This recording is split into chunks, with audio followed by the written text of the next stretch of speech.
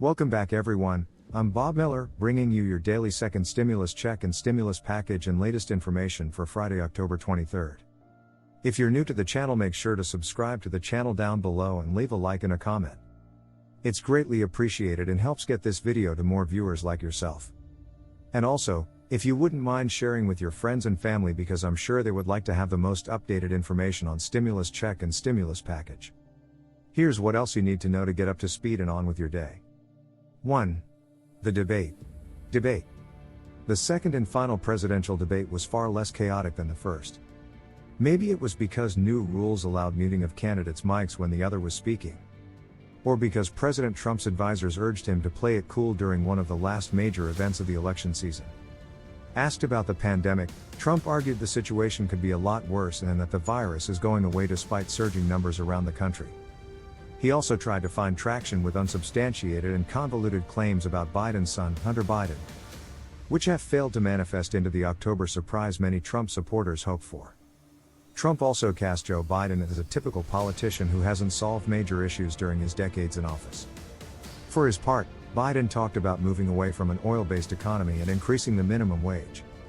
He also said the Trump administration's practice of separating families at the southern border has made the U.S. a laughingstock on the world stage.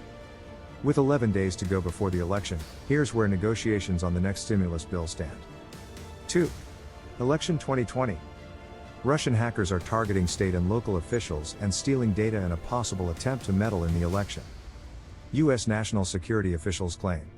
Director of National Intelligence John Ratcliffe said the state-sponsored hackers successfully stole data on at least 2 attempts, though he didn't say what information they had or how they may intend to use it. Earlier this week, U.S. officials accused Iran-backed hackers of using stolen data to send spoof emails to U.S. voters. And there's concern Russia may do something similar. Meanwhile, a Georgia county has suffered what may be the first ransomware attack to hit election infrastructure this political season. The attack affected Hall County's voter signature database and a voting precinct map. The county says the voting process has not been impacted. 3. Coronavirus. The U.S. Food and Drug Administration has given the go-ahead to remdesivir, making it the first drug specifically approved to treat COVID-19.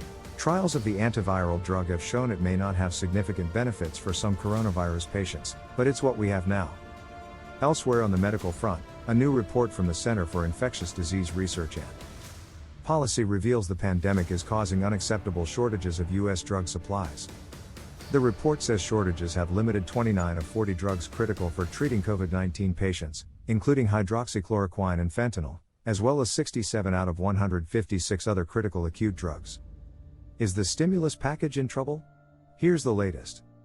With a week and a half left till the November 3rd election and a Friday deadline to settle on language for a new coronavirus relief package if a bill is to be signed before then, House Speaker Nancy Pelosi said her goal remains to get the best agreement possible, either before the election or after. We wouldn't take less of a bill to get it sooner, Pelosi said Thursday. We want the best bill. Pelosi and White House Chief of Staff Mark Meadows both agreed that the sweeping stimulus package that Pelosi and Treasury Secretary Steven Mnuchin are negotiating would need to have final wording by the end of this week for it to stand a chance of passing Congress and becoming law before Election Day. And that includes a second stimulus check. We do share one goal, and that is hopefully to get some kind of deal in the next 48 hours or so, Meadows said Wednesday on Fox News.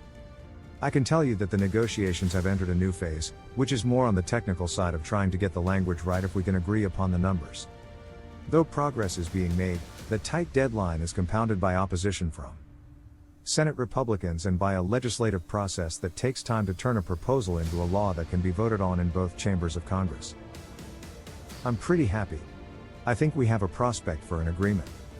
I do not believe that our timetable has come and gone, Pelosi said Wednesday on MSNBC. Acknowledging that even if time runs out before November 3rd, the bill would be retroactive to cover November 1st rents. Help is on the way, Pelosi said Thursday. It will be retroactive.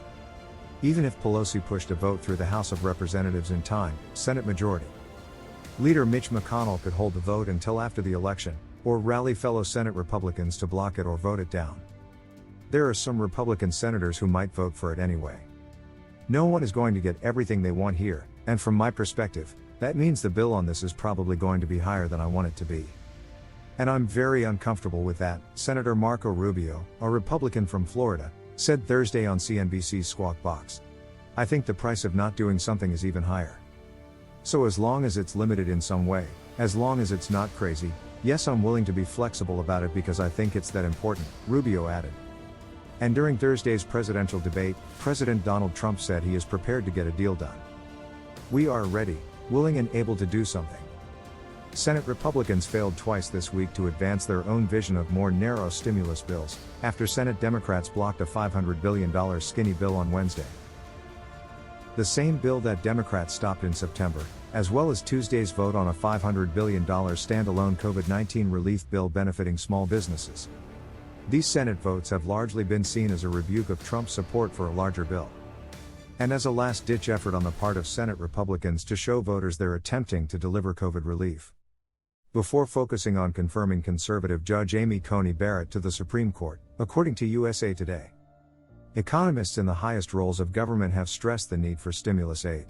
Too little support would lead to a slower and weaker recovery, said Lael Brainerd, who sits on the Federal Reserve's Board of Governors, MarketWatch reported Wednesday.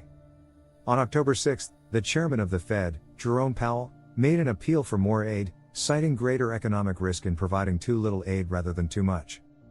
The CARES Act from March has been considered instrumental in keeping 13.2 million Americans out of poverty. Its protections have since lapsed, sparking new fears about permanent job loss, pervasive hunger, and an economy that may not rebound until 2022, even with a coronavirus vaccine. And nearly 300,000 people have died in the U.S. since January as a result of the coronavirus pandemic, according to an October 20 report from the Centers for Disease Control and Prevention. A number experts worry will grow during colder fall and winter weather. What happens if a bill doesn't pass before the election, and how could it affect Americans and the economy? Here's what we know according to CNET. There's both optimism and skepticism over a bill being passed before the November election, especially with doubt that McConnell and Senate Republicans will vote a final bill through. Pelosi herself has acknowledged that a deal may not be passed in time.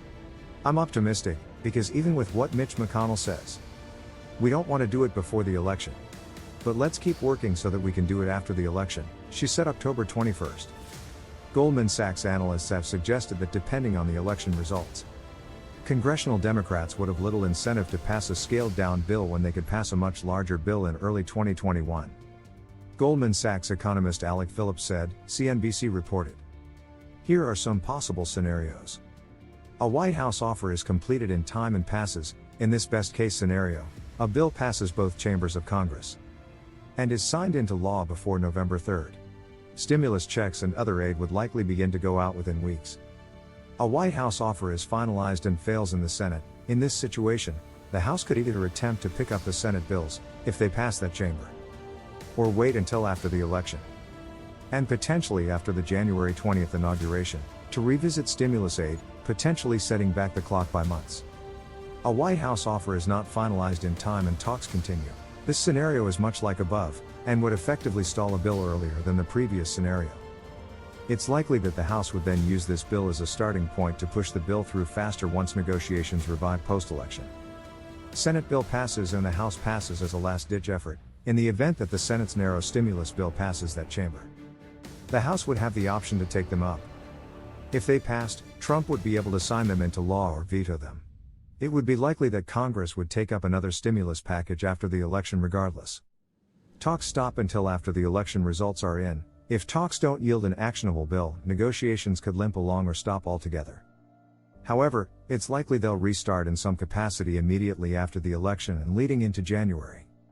It's been speculated that if Trump loses the election, and if the Senate loses its majority, there will be little incentive to pass a sweeping package until 2021 during the transition.